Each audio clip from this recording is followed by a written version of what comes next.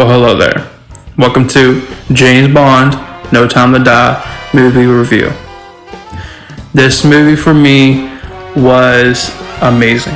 I never really give a lot of bad movie reviews, but the one thing, I don't want to make it as like I give every movie I see a good review, but on honest of my whole soul, this movie I truly recommend if you're a James Bond fan. James Bond fan. But the thing is, if you're really more of like Daniel Craig, James Bond fan, this is truly a recommendation. Now, if you're like one of those people that was a big fan of the James Bond movies, like the earlier days, you can say, well, this is kind of like, a different kind of James Bond. Obviously, because these movies, the Daniel Craig ones, they have a storyline that kind of is like going from movie to movie, kind of like a show. Not like the other ones where they're kind of like their own little, even though they have the same actor, same run, but they're not, the story is not connected in a way. It's not a line going through. But this movie definitely was a good closure to the Daniel Craig, James Bond. Definitely, I don't care what people say, I love the soundtrack of No Time to Die by Billie Eilish, because also I'm a Billie Eilish fan, so I guess I'm a little biased with that, but, at the end of the day, this movie, if you're just a James Bond fan, I grew up watching Daniel Craig's James Bond, so for me, kind of like the MCU and, other stuff that I grew up on, kind of getting to see them actually have a good closure to it, or closure if you want to say, but like it really impacted a lot. And not to spoil anything, even though the movie's been out for a couple of weeks, so I guess I can give a little spoiler review. The end, what happens at the end, I'm not gonna lie, it was kind of a bit of a tearjerker, a little bit, kind of like Endgame a little bit, because it wasn't that the fact of what happened, but that moment felt earned. Even though I felt like the villain was not really needed, I felt like he was kind of just thrown in there for the sake of having a villain in a movie. But I feel like that. Even that was a issue with the movie. It still felt like, even if he was in there or not, the movie still felt like, if we didn't even have him, it still would have been a good movie overall. But for me, this movie speaks a lot of things. Like, it shows that 007 is not really a number. That number. I know there was a big issue everyone was worried about.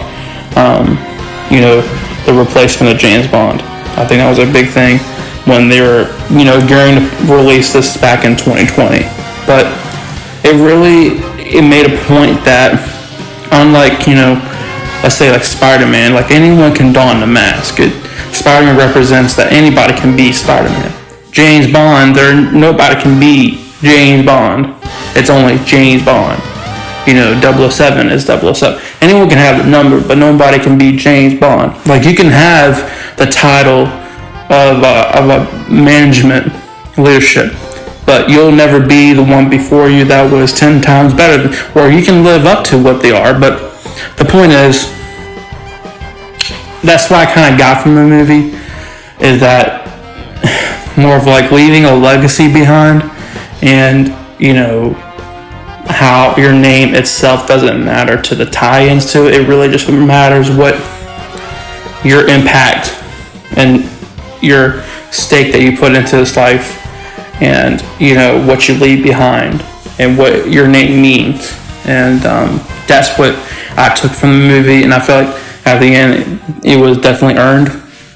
So with that being said, my 5 out of 5 and 10 out of 10 reviews, I give this one a 7.9 out of 10. That sounds bad, but that's actually pretty good. Now when it comes to the 5 rating chart, I give it a solid 4, maybe a 3.9. Just because I feel like it's not out of I think as a whole, as the 5 movies of Daniel Craig's run, I think it's a Casino Royale, Quantum Solace, Skyfall, Spectrum, and then No Time to Die. And you know, if I had to put them in a list, you know, top 5, Skyfall would probably be my first, then Casino Royale, and then Casino Royale, and then probably No Time to Die, and then Spectrum, and then Quantum of Solace. Because I'm not a really big fan of Quantum of Solace. But anyway, I'll save that for another review for another day. But anyway, that's my review of No Time to Die, James Bond. Hit the like button, comment down below, give me your thoughts of what you thought about the movie, what you liked, you didn't like, what was hit and miss for you. And yeah, if anything, please subscribe to Ryan Shred TV. You dig? I'm out.